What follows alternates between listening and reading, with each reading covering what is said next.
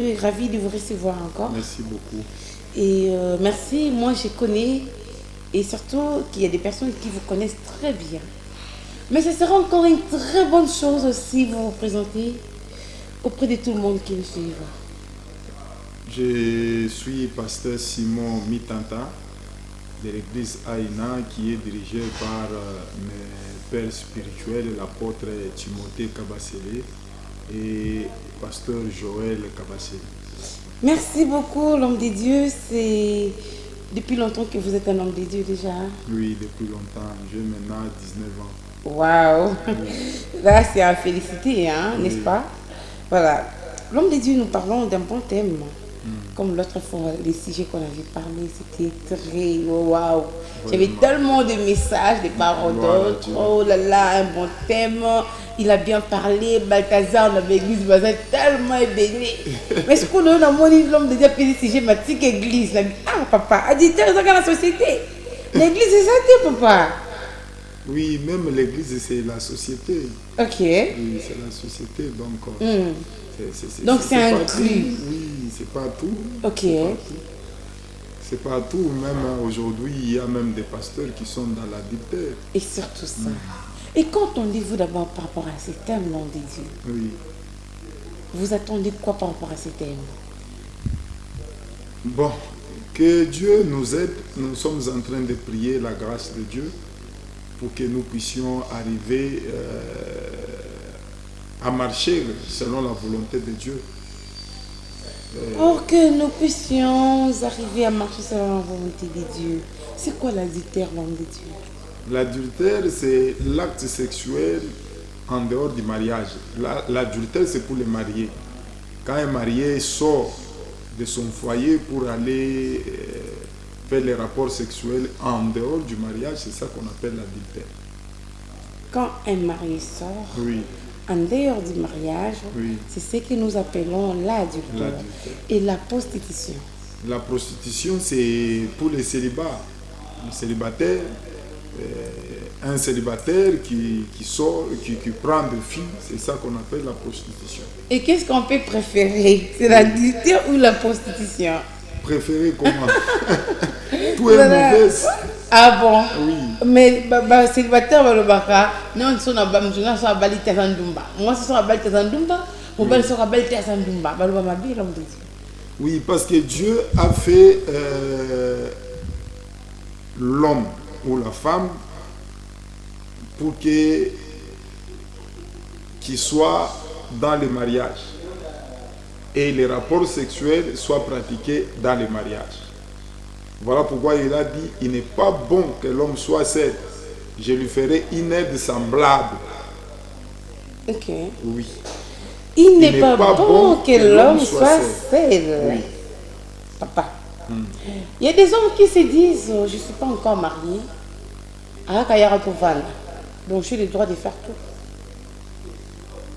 Bon, Yagatofanda, c'est aussi... c'est aussi un péché. Ça n'honore pas, parce que Hébreux chapitre 13, verset 4, la Bible dit que les mariages soient honorés de tous. Et voilà. Et les lits conjugales exemptes de toute souillure, car Dieu jugera l'adultère et l'impudique.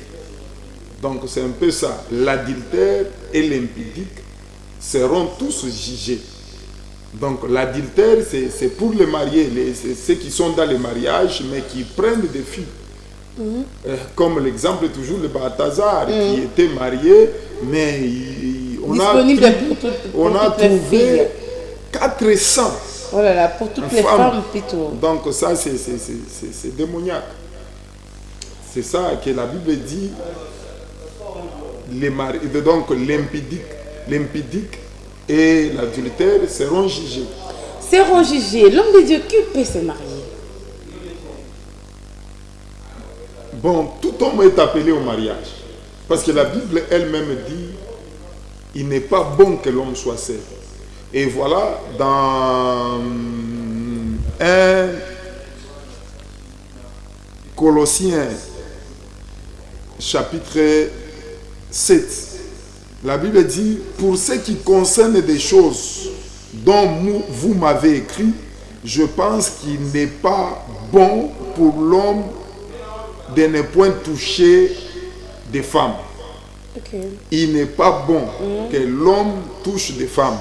Mais toutefois, pour éviter l'impudicité, que chacun ait sa femme. Donc, tel que nous sommes, chaque femme a droit à avoir un homme et un homme a droit à avoir une seule femme. Une seule femme. Une seule femme. Voilà, l'homme de Dieu, c'est toujours la Bible Oui. qui nous parle de Paul.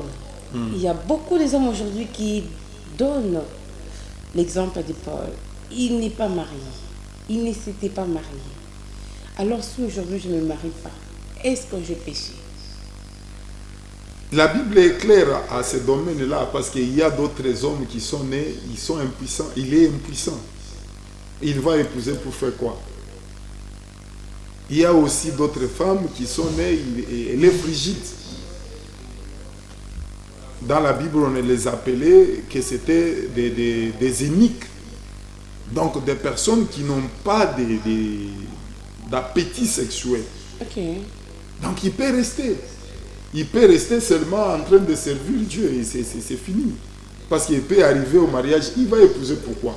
Parce qu'il n'est pas capable de faire les rapports sexuels. La femme aussi, bon, elle est frigide, bon, ils peuvent rester. Mais au cas contraire, ceux qui sont normaux, ils doivent épouser. Parce que quand tu n'épouses pas, tu ne sauras pas vivre.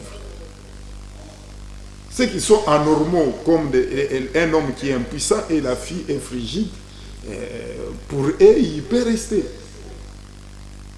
Ce sont des maladies. Ce ne sont pas des cas normaux. Ce sont des maladies. Mais ceux qui sont normaux, ils doivent épouser. Parce que moi, je vois, par exemple, il y a d'autres pasteurs, il est normal, mais il prend sa femme, il en va en Europe. Lui, il reste ici. Il reste ici comment? Le mariage, voilà pourquoi il y a beaucoup de mariages qui ne sont pas des mariages. Ok. Ce sont des cohabitations. Voilà. Et aujourd'hui, nous devons apprendre à l'église, aux enfants de Dieu et à nos enfants, même à l'école, le mariage c'est quoi? Vraiment. Beaucoup de personnes ne connaissent pas le mariage. On se marie pourquoi? Pourquoi le mariage? L'homme de Dieu, c'est très important ce que vous venez de dire. Oui. Il y a d'autres personnes qui vivent dans les mariages, mais qui ne vivent pas les mariages. Oui. Comme l'exemple que vous aviez donné, un homme de Dieu, ou soit un homme seulement, païen qui, il est ici au Congo, ou soit en RDC, mais sa femme est ailleurs. Oui. Des fois, nous nous posons des questions, c'est Dieu lui-même qui le veut comme ça. Avec d'autres personnes, il y a des complications, peut-être il y a visa. Mais d'autres personnes, c'est leur volonté, leur choix. Non, si on peut comprendre c'est quoi le mariage, ce serait une très bonne chose. Papa. Oui. D'abord, la Bible dit, l'homme quittera son père et sa mère, s'attachera à sa femme, et les deux deviendront une seule chair. Donc, pour dire, quitter là, c'est dans les deux dimensions. Ok. Première dimension, c'est quitter physiquement et s'attacher à une femme physiquement. Ok. Deuxième dimension, c'est quitter spirituellement. Donc ça doit remplir les deux. Ok. Verbe quitter. Ok. Maintenant, si toi tu épouses une femme et que tu envoies ta femme en Europe, toi tu restes ici. Ça, ce n'est pas un mariage. Parce que le mariage doit remplir tous les deux. Donc quitter physiquement et spirituellement, vous devez être ensemble. Et dans ce mariage, il y a des lois divines. Et les lois divines doivent être respectées. Voilà pourquoi dans Hébreux, chapitre 13, verset 4, la Bible dit que le mariage soit honoré de tous. Donc le mariage doit être honoré. Et voilà pourquoi il est interdit, selon la loi divine, que quelqu'un prend une femme mariée ou un homme marié sort dehors. Ce sont des lois que Dieu a établi, parce que le mariage, c'est une institution divine qui est régie par des lois divines. Ok.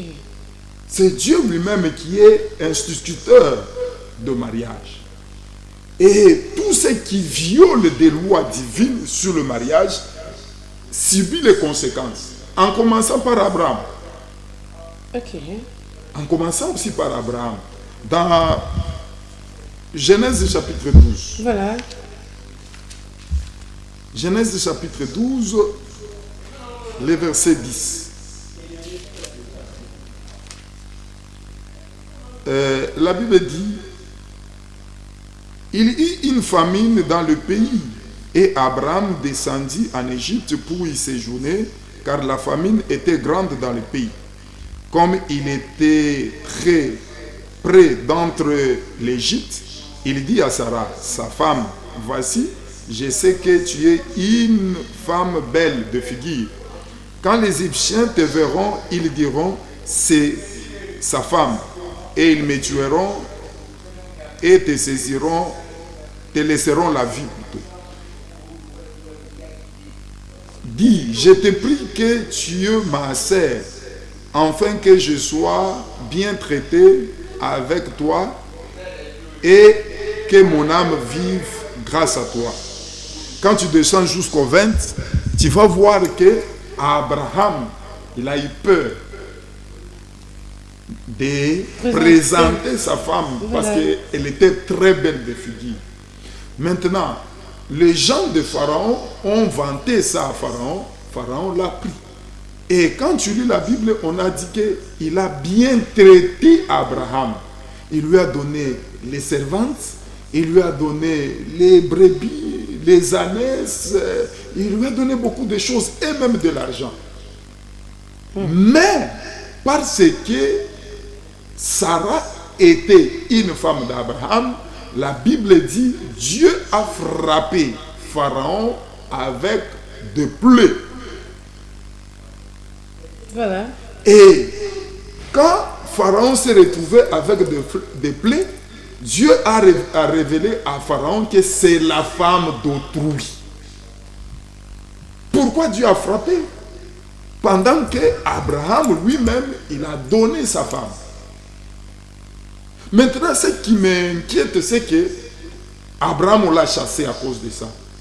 Pharaon a dit que tu es méchant, tu es mauvais, tu ne dois pas rester dans mon pays. On l'a chassé. Parce que c'est une abomination. Toute femme qui est mariée, ou tout homme qui est marié, qui sort dehors, c'est une abomination. Or, les rapports sexuels ou le sexe n'est pas pour le plaisir, et pour la vie ou la mort. Voilà pourquoi ceux-là qui utilisent le sexe comme plaisir, ils subissent la mort. Ils subissent les malédictions, les plaies.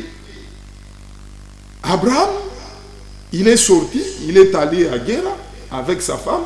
Il arrive encore là-bas, il trompe encore sa femme.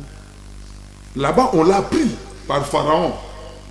Il l'a pris comme sa femme. Donc, ils ont fait les rapports sexuels avec Sarah. Il arrive encore à Guéra. Il trompe encore. Le roi de Guéra encore les traitait bien. Il lui donne encore d'autres biens. Dans les songes, Dieu lui dit que c'est la femme de mon serviteur. Retourne. De peur que je puisse te tuer. Mais Dieu n'a pas tué le roi. La Bible dit il a rendu stérile. Et toute sa maison. Et Sarah aussi est sortie. Sarah aussi, voilà la cause aussi de la stérilité de Sarah. Parce que Sarah est sortie du mariage. Tout ce qui viole les lois du mariage subit les conséquences. Les conséquences sont multiples. Tu peux avoir des enfants deviennent malades à tout moment, l'argent et les affaires ne prospèrent pas. Il y a de multiples conséquences par rapport à des actes pareils. Mais nous avons un problème parce que le mariage, c'est un bonheur pour l'homme. C'est une bénédiction pour l'homme. Voilà. C'est le jardin d'Éden. Le jardin d'Éden qui veut dire que des jours heureux. Mais quand il y a violation des lois divines, il y a maintenant les conséquences qui sont multiples, des maladies, la mort, la pauvreté, la sécheresse, le célibat, la stérilité. La stérilité aussi est la cause. Ok. Maintenant, Abraham devait tirer une leçon, mais il ne tire pas leçon. Aujourd'hui, combien même de pasteurs qui n'arrivent pas à tirer la leçon sur la conséquence des... Mais ils vont les tirer comment, Papa Nakati Malobate? Parce qu'aujourd'hui, Abraham, c'est une référence pour beaucoup de gens. Oui. C'est un exemple pour beaucoup de gens. Le père des multitudes. Oui. Le père de la foi. Oui. Aujourd'hui, les gens ne parlent pas du côté négatif d'Abraham. Oui. Aujourd'hui, beaucoup de hommes de Dieu parlent toujours des points positifs ou des côtés positifs d'Abraham. Oui. Comment est-ce qu'ils vont en tirer des leçons? Oui. Comment est-ce que nous allons tirer des leçons? Ok, je prends Luc chapitre 8, verset 2. Les 12 étaient avec lui et quelques femmes qui avaient été guéries des esprits malins et des maladies. Marie, dite de Magdala, de laquelle était sorti cette démon. Donc ici, c'est la femme qu'on a attrapée en flagrant délit d'adultère. Donc, elle était une femme prostituée. On l'a attrapée avec un marié. Et on devait la lapider. On l'a attrapée, on l'amène devant Jésus. Jésus l'a justifiée. Il a sauvé la femme. Parce que Jésus, la grâce, qu'on parle de la grâce c'est Jésus. Maintenant, nous avons des types aussi de grâce. Il y a la grâce de Jésus et il y a aussi la grâce parce que nous avons beaucoup de religions qui utilisent la deuxième volée de la grâce. Et cette grâce-là, c'est une énergie qui te donne le pouvoir de prospérer, mais dans l'impureté. Et ceux qui utilisent la deuxième grâce-là, tu vas voir que ce sont des grands impudiques, mais ils prospèrent. Ceux qui utilisent la grâce qui est Jésus-Christ, parce que la grâce qui est Jésus-Christ, c'est ce qui a sauvé, c'est la rédemption. Comme on l'a amené devant Jésus, Jésus qui est la grâce, qui représente la grâce, il a racheté cette femme de cette condamnation. Mais voyez, la grâce de Jésus.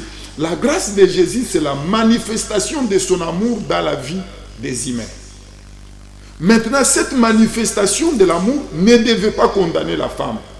Mais cette grâce l'a libérée. Donc la grâce, c'est la rédemption. La grâce, c'est le rachat. La grâce, c'est la restauration. La grâce, c'est la délivrance. Comme il a libéré la femme par la grâce, maintenant, elle devait délivrer cette femme. Parce que la prostitution, c'est une porte, c'est une voie qui s'ouvre pour les démons. Toutes les femmes ou tous les hommes qui utilisent le sexe comme plaisir, ils ouvrent des voies, ils ouvrent une porte pour que les démons. Voilà pourquoi tu vas voir les deuxièmes grâces, c'est dans Actes chapitre 16, verset 16. La Bible dit, comme nous allions au lieu de la prière, une servante qui avait un esprit de python et qui est en divinant procurer un grand profit à ses maîtres, vint devant nous et s'est mis à nous suivre, Paul et nous. Elle criait, ces hommes sont les serviteurs de Dieu, dit très haut, et ils vous annoncent la voie du salut. Tu vois ici, la Bible dit, comme nous allions au lieu de la prière, une servante. Aujourd'hui, nous avons des serviteurs qui ont la grâce qui est une énergie spirituelle, qui a une source comme le serpent, qui ont comme source les sirènes. Et ce sont des serviteurs qui utilisent le sexe pour puiser l'énergie, qui vont utiliser des prophéties et des miracles des guérisons. Nous avons des églises. On met église, la main de Jésus, mais derrière, c'est le python, c'est le serpent. Et ce pasteur, ce prophète, il utilise les sexes comme source d'énergie. Il dit que non, même s'il fait d'impudicité, il a la grâce, c'est un homme de Dieu. Non, cela nous détermine que c'est une grâce de Satan qu'il utilise. Maintenant, pour avoir cette énergie-là, il doit coucher avec des femmes mariées. Il doit coucher avec des filles de l'église. Et tu vois qu'il prophétise dans son église, il y a toujours des miracles, il a beaucoup d'argent. Et c'est Paul maintenant, il y avait deux types de grâces. La grâce de Jésus et la grâce du python qui se sont rencontrés. Mais tous c'était des serviteurs et servantes de Dieu. Tous prophétisaient, tous prêchaient. Mais deux types de grâces. Aujourd'hui, nous avons des serviteurs qui ont deux types de grâces. La grâce qui leur pousse encore dans l'impureté, dans le péché, dans les pratiques de sexe. Un pasteur qui envoie sa femme en Europe, et il commence à sortir avec une maman de l'église qui est mariée. Comme ça fait très mal. Ça nous détermine qu'il a la grâce. Mais cette grâce n'est pas la grâce de Jésus. Parce que la grâce de Jésus amène la délivrance. La femme ici, elle était prostituée, c'était possédée par des démons, par des esprits impurs. Quand la grâce l'a localisée, l'a libérée, d'abord de cette condamnation, après cette grâce-là a délivré cette femme. Les démons sont sortis et puis cette femme est restée au pied de Jésus, étant disciple de Jésus.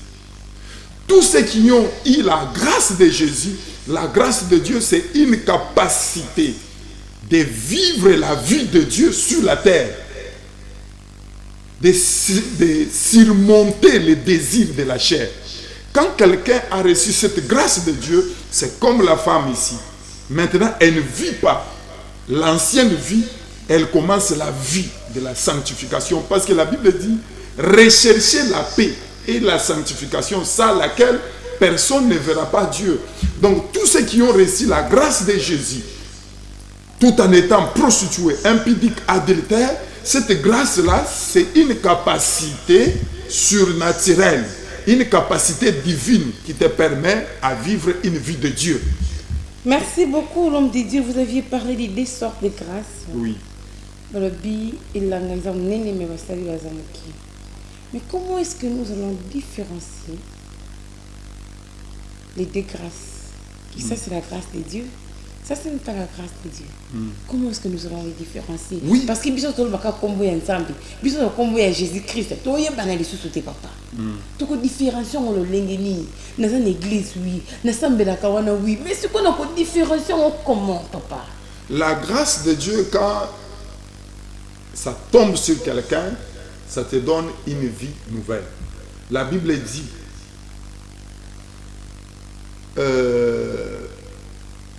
si quelqu'un vient en Christ, il devient une nouvelle créature. Toutes choses anciennes sont passées. Toutes choses anciennes sont passées. Voilà cette femme qui était adultère. Mais le jour où elle a eu la grâce, qui est Jésus-Christ, la vie a changé. Catégoriquement.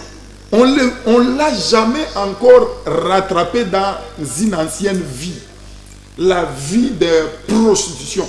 Pour bien connaître que ce pasteur travaille avec la grâce du python. La grâce qui est le karma. Voilà. Oui.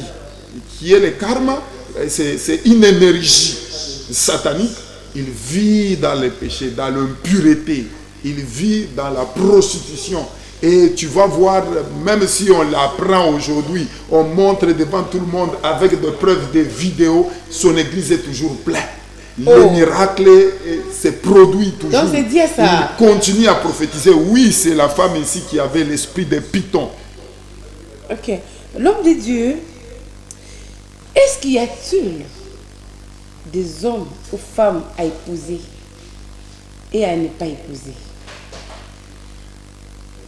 Oui, il y a des femmes. Donc, d'abord, des femmes qui ont eu de passé chargé, c'est déjà un problème. Avant de l'épouser, il faut qu'il rencontre Jésus. Jésus qui est la grâce. Or, la grâce, c'est la délivrance. L'homme de Dieu n'a qu'à faire le bâti. Les passés Oui. chargés. Les passés chargés. Ok. Donc, c'est une fille qui est sortie avec beaucoup des hommes. Et il ne faut pas épouser cette femme-là. Mais peut-être il va se repentir. Non, avant de l'épouser, elle doit d'abord recevoir la grâce. La grâce va la donner une nouvelle vie. Et les hommes alors? Même moi aussi. Parce que Parce que, écoutez, on a un problème. écoutez Nous, d'abord, on n'a pas de problème. les rapports sexuels, les ONG, tout ça, ils ont donné des préservatifs. Les rapports sexuels et spirituels à 100%. Ok. Les rapports sexuels et spirituels à 100%. 1 Corinthiens chapitre 1, non, 1 Corinthiens chapitre 6, verset je pense que 15 à 14. La Bible dit, je peux lire pour Voilà, vous êtes bien expliquer. 1 Corinthiens chapitre 6 verset 15. Ne savez-vous pas que vos corps sont le membre de Christ? Prendrai-je donc le membre de Christ pour en faire les membres d'une prostituée? Oh là là. Loin de là. Ne savez-vous pas que celui qui s'attache à la prostituée a un seul corps avec elle? Donc les rapports sexuels et spirituels. Et voilà pourquoi des sorciers et des magiciens utilisent beaucoup les sexes. Parce que dans les sexes, ils puisent l'énergie qui vont leur permettre d'exceller dans leur domaine. Voilà pourquoi les sorciers et les magiciens prospèrent tout en étant prostitués. Mais ceux-là qui ont reçu Jésus, qui sont des vrais chrétiens, les rapports sexuels en dehors qu'on appelle la prostitution ou l'adultère, les détruisent. Ça détruit. Quand un vrai pasteur, il tombe dans les péchés, tu vas voir qu'il y aura une baisse. Voilà. Dans tous les domaines, spirituellement, financièrement, matériellement, il est tombé déjà. Il doit se relever. Maintenant, ceux qui utilisent les sexes, c'est une porte qui s'ouvre et les démons les possèdent. Il sera maintenant influencé par des démons et il aura d'abord des problèmes d'insatisfaction sexuelle. Et là, tu épouses, et non pas la fille, tu épouses les démons. Et les démons. Parce que le mariage, c'est communauté de biens.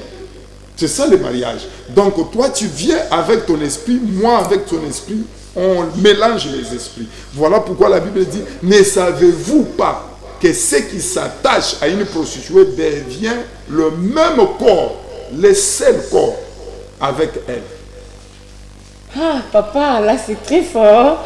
Parce que c'est toujours la Bible avec Balobi qui est aujourd'hui beaucoup de gens qui disent que non, nous sommes là, oui, mais nous sommes pas quand Oui.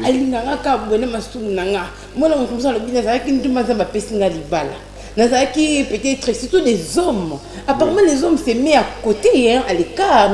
Il y a bas sexe. Les hommes se mettent vraiment à l'écart, à côté. Ils se disent que non, nous on n'a pas un problème, ce sont les femmes qui doivent bien se garder. Oui. Non, les conséquences sont partagées, même chez l'homme, même chez la femme. Okay. Ils subissent les mêmes conséquences. Mais les conséquences, ça pèse un peu différemment. Parce que tu vois, la femme, selon ce que Dieu l'a créé, tu vois, les sexes ne sont pas les mêmes. Maintenant, voilà pourquoi les femmes ont beaucoup de problèmes que les hommes. Oh là là, on n'a même pas parlé des conséquences. Mais parce que tu fais entrer dans ta vie, dans ton esprit, okay, dans ton âme, beaucoup des esprits. Et des esprits, tous les hommes là, que tu as passé les rapports sexuels, ce sont des esprits. Parce que même sur le plan scientifique, les médecins le connaissent bien. Quand une femme passe les rapports sexuels avec un homme, d'abord, elle va magasiner sa semence, la spermatozoïde. Mais dans la spermatozoïde, là-bas, il y a esprit. Et plus tu changes les hommes, plus tu couches avec beaucoup des hommes, plus aussi tu as beaucoup des esprits en toi. Voilà pourquoi Jésus a délivré cette femme, parce qu'elle avait couché avec beaucoup des hommes. Elle avait aussi des esprits, des démons en elle. Maintenant, Jésus-Christ, comme elle a libéré cette femme-là de la condamnation de la mort, il devait encore délivrer cette femme des démons. Voilà, on n'a pas fini parce qu'il y a beaucoup de choses à dire. Mais nous allons encore nous retrouver prochainement avec l'homme de Dieu pour bien encore parler des conséquences, les inconvénients. Vous les faites et demain. Ne savez-vous pas que votre corps est le temple du Saint-Esprit? Aujourd'hui, parce que je suis célibataire, je dois faire tout ce que je veux. Je suis mariée, mais vous le faites en cachette. Mais Dieu le voit, comme l'homme de Dieu avait mentionné l'autre fois. Oui. Caméra, mon aîné, il y a ma cassie. Attention que papa mono tenzamba mona. Attention que pasteur mona. Attention que moi sinon monioté. Vous êtes un homme de Dieu, oui. Votre femme vit ailleurs. Elle vit ailleurs, ok. Mais ici, qu'est-ce que vous faites? Dieu le voit. Dieu voit partout. Vous êtes un jeune, le bilan, je me réjouis. Ok, réjouis-toi bien. Mais demain, voilà, nous allons continuer l'homme de Dieu. Je ne sais pas si vous avez quelque chose à ajouter parce que là, on me fait signe que c'est fini, Jessica. Oui, je finis toujours par dire que la caméra de Dieu est partout. La caméra de Dieu est La partout. caméra de Dieu est partout, comme dit dans Hébreux chapitre 13, verset 4, que le mariage soit honoré de tous. Donc, toi marié, tu dois honorer le mariage. La mariée doit honorer le mariage. Et tous les hommes, l'environnement doit honorer le mariage. Honorer le mariage qui veut dire que le mariage et le lit conjugal doit être exempt de tout. Souillure. Donc, qui veut dire que si un marié ou une mariée fait les rapports sexuels, il suit le lit conjugal. Vraiment. Et quand le lit conjugal est souillé, c'est les malédictions. C'est une abomination. Ce sont des plaies qui vont venir sur le mariage. Et voilà pourquoi c'est lui qui connaît que cette femme est mariée, il ne peut pas toucher, il va subir les conséquences de Pharaon. Quand il a touché Sarai. Et Agar aussi a eu les conséquences parce que Dieu a frappé de la stérilité toute la maison. Merci beaucoup, c'est très bien dit. Merci, vous aviez écouté. La femme, tu es bonheur. Alors comporte-toi bien parce que tu es bonheur pour un homme qui t'attend et surtout l'homme. Vous êtes là pour prendre la femme en responsabilité. Sois responsable. S'il vous plaît, c'est une très bonne chose comme l'homme de Dieu vient bien de souligner. Le binzam derrière la caméra, donc il y a des caméras, mon aîné. Merci beaucoup, Papi Kelly Bobois. Merci beaucoup, l'homme de Dieu. Merci, moi qui te remercie. Merci à tout le monde qui était branché. Oui, j'ai reçu vos messages. J'espère que nous sommes en direct. Merci beaucoup. J'espère que ces messages de l'homme de Dieu aient touché mon corps. Azala qui peut-être une infidélité, Azala qui peut-être une adultère, Azala qui une prostitution. L'homme de Dieu a bien parlé. J'espère que ces messages est là pour toi. C'était venu pour toi. Merci beaucoup. Merci beaucoup, Jonathan Lipamoto. Joyeux anniversaire, papa Jessie Louaba. Hein, le cœur de maman Graciana Ndaka.